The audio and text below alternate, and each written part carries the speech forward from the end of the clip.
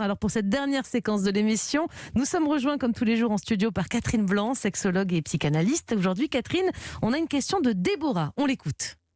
Bonjour Catherine, alors moi j'ai 34 ans et j'aimerais bien rencontrer quelqu'un et pourquoi pas en fait fonder une famille. Sauf que là, avec tout le contexte, cette épidémie qui impose couvre-feu, confinement, etc., c'est de plus en plus difficile de rencontrer des gens et j'ai peur de passer à côté d'une potentielle rencontre. J'ai peur de perdre du temps, en fait, d'être dans un âge charnière. Qu'est-ce que vous en pensez ? Merci. Alors Catherine, on peut le comprendre, on en a parlé déjà un petit peu dans cette émission, d'ailleurs des gens seuls, on n'avait pas parlé particulièrement sur le plan amoureux, mais la période est vraiment pas facile et particulièrement d'un point de vue sentimental, en tout cas pour les célibataires. Ah, ça c'est sûr que ça ne donne pas l'opportunité de multiplier les rencontres. Pour autant, ça n'enferme pas, nous sommes quand bien même nous sommes confinés chez nous, nous avons des moyens de communication avec l'extérieur je veux dire, même quand on va faire ses courses ou sortir son chien, on est susceptible de rencontrer quelqu'un, même un peu masqué, et même qui est limité par le temps qui va rentrer chez lui, mais disons que les relations, elles existent encore. C'est-à-dire qu'il faut bien se dire que si on a 34 ans et qu'on se dit qu'on est dans un âge charnière, on est dans une sorte d'urgence parce qu'il y a la biologie qui crie à l'urgence. Elle a insisté plusieurs fois dans la question sur son âge, le fait qu'elle avait envie d'avoir des bébés, donc on a compris que c'était quand même le problème central de sa question. Voilà, et c'est une question finalement qui aujourd'hui prend la tournure de l'excuse du Covid et de la réalité du Covid. Mais c'est une question que j'entends tout le temps. C'est-à-dire, tout d'un coup, j'ai 34 ans, je voudrais pouvoir fonder un couple et une famille, et je suis dans un âge charnière avec une urgence, et je suis inquiète. Donc le Covid rajoute, évidemment, mais il n'empêche pas pour autant. Ou en tout cas, il re-questionne toujours la même difficulté, qui est de pouvoir se donner la liberté de rencontrer quelqu'un, de se poser, de faire confiance à la personne que l'on a rencontrée.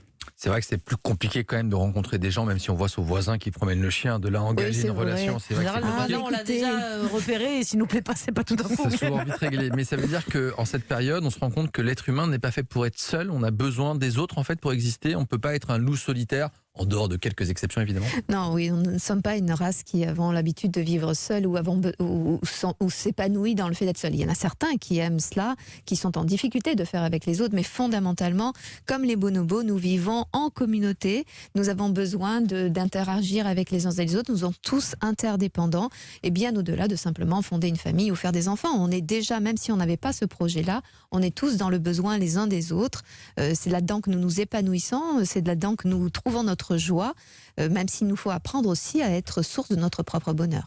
Et vous pensez que la période a fait que donc certains qui sont célibataires, qui l'étaient peut-être déjà avant le confinement, finalement à cause de la crise, à cause de l'angoisse ambiante, notamment là c'est le cas de Déborah qui a 34 ans, qui insiste sur le fait qu'elle a envie d'avoir un enfant, que le temps presse, ça a créé peut-être aussi une urgence sentimentale qu'il n'y avait pas forcément avant. Oui, c'est ça, c'est-à-dire que ça pointe quelque chose aujourd'hui, parce que effectivement le temps se rallonge et puis le temps posé par quelqu'un d'autre que soi, c'est-à-dire que tant qu'on est dans la difficulté soi-même de construire une relation, on se dit que c'est parce qu'on est en train de travailler, on se dit parce que c'est pas la bonne personne, on se dit que parce que pour l'instant on est sur d'autres sujets, tandis que là c'est une injonction qui est extérieure à soi et qui est donc d'autant plus difficile à vivre parce qu'on a l'impression qu'on est interdit par justement aujourd'hui le gouvernement par exemple à cause de ce Covid.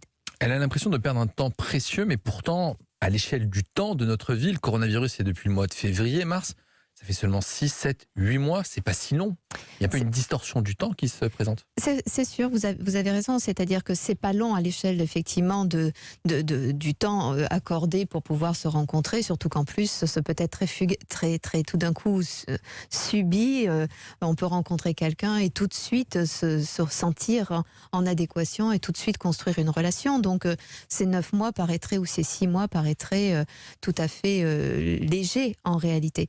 Mais je crois que ça raconte bien autre chose. Ça raconte son urgence à elle, parce que quand même dans la biologie féminine, elle a 34 ans, elle a largement le temps, bien évidemment, plusieurs années devant elle et ô combien.